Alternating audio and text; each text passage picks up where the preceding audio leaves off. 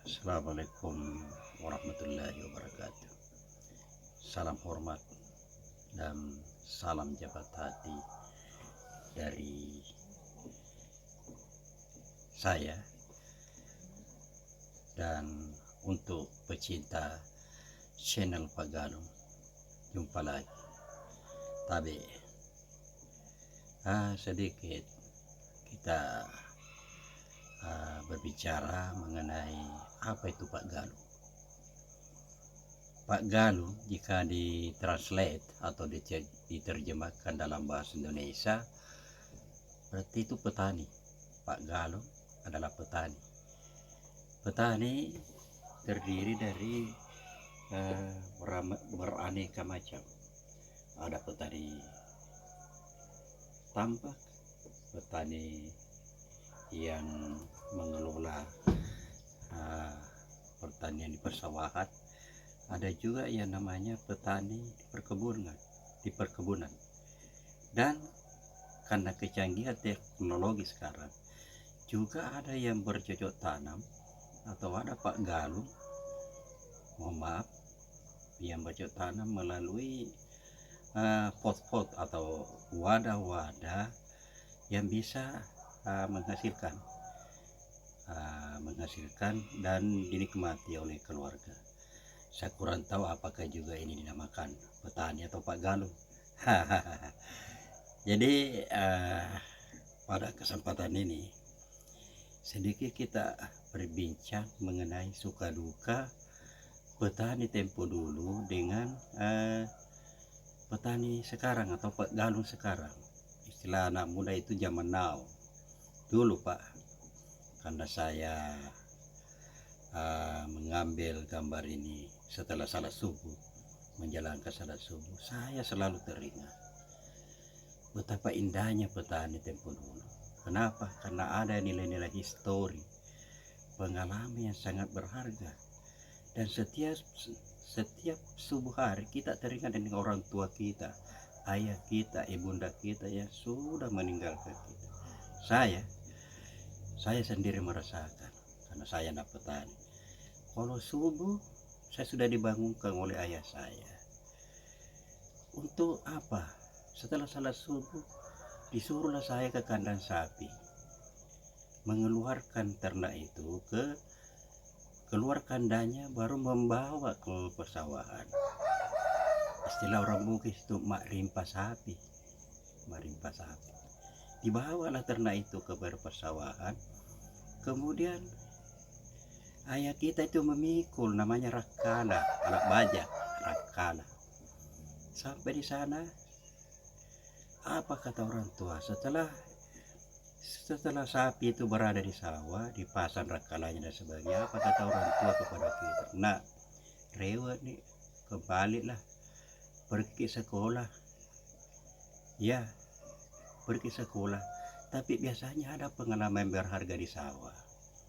Setelah ayah kita membaca keliling persawahan, kita biasanya juga kalau masih ada waktu disuruh ambil memungut yang namanya bojo, siso.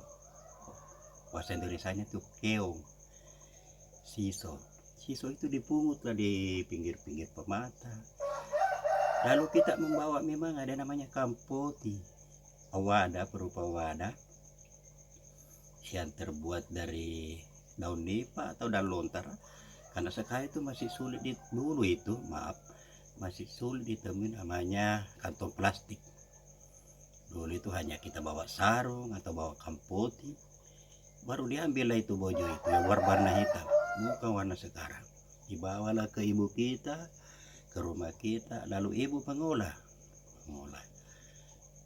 Setelah pulang sekolah sudah tersedia di meja namanya langgarope atau masakan yang khas sekali, kayak sate lah sekarang, kayak sate atau apa istilahnya itu, saya lupa juga namanya, itu yang sering dijual di daerah lain itu, yang ada bebeknya itu, atau apa sih namanya, aku lupa lah itu. Aduh, itulah orang tua suka lupa ya. Ini pengalaman berharga. Setelah itu kita pulang sekolah ke di SD, disuruhlah pergi mengaji lagi. Mengaji di rumah atau di surau-surau. Begitu pula pada malam hari. Masih terdengar di rumah-rumah penduduk itu suara-suara merdu. Suara anak kita mengaji, diajari mengaji, mulai dari alif kab, mulai dari alepu kalau orang kita bilang itu, abjad, sampai juga kayak saya, karena memang waktu di SD kelas 6 saya sudah mahir, sedikit sudah bisa membaca ayat-ayat suci Al-Quran. Dan saya, orang tua saya tuh kebetulan juga sedikit ada tajwid, menguasai tajwid. Jadi saya tuh kalau malam pulang, saya diajari tajwid, bagaimana membaca, menyebut, melapaskan firman Allah itu yang benar, seperti mim ba'di. Ini dalam istilah tajwid mungkin ini yang disebut iklab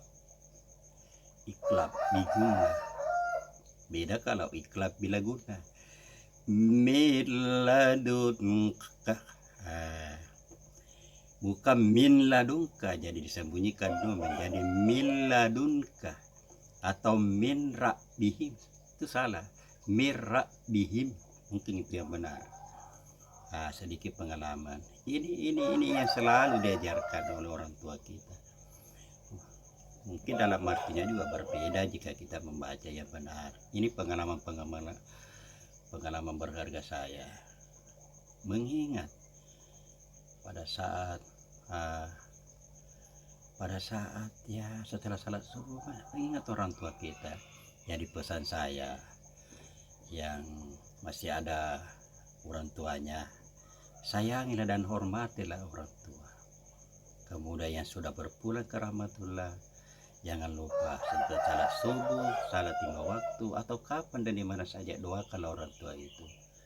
Karena orang tua itu tidak ada, artinya kita tidak terlahir di dunia ini jika orang tua kita tidak ada. Jasa orang tua bukan main, sangat terhormat. Dan inilah selalu Nabi kita Muhammad Sallallahu Alaihi Wasallam mewanti-wanti kita, menyampaikan kepada kita umatnya agar selalu patuh dan hormat berbakti kepada kedua orang tua. Kapan dan dimana saja jika sudah mendahului kita, kirimkanlah doa yang menurut kita betul-betul bisa sampai ke orang tua kita. Dan memang sudah diajarkan oleh Nabi kita bagaimana cara-cara mendoakan orang tua kita. Dan saya yakin mungkin ada sependapat dengan saya bahwa di saat seperti subuh hari ini, pada saat subuh di sinilah banyak kenangan-kenangan yang muncul, kenangan indah, kenangan masa lalu, terutama kepada kenangan-kenangan ketika masih berada atau masih bersama orang tua kita tercinta. Cukup sekian dari channel Pak Galung. Semoga kita selalu sehat walafiat, dan bangsa kita NKRI adalah harga mati, tidak bisa diganggu gugat. Terima kasih.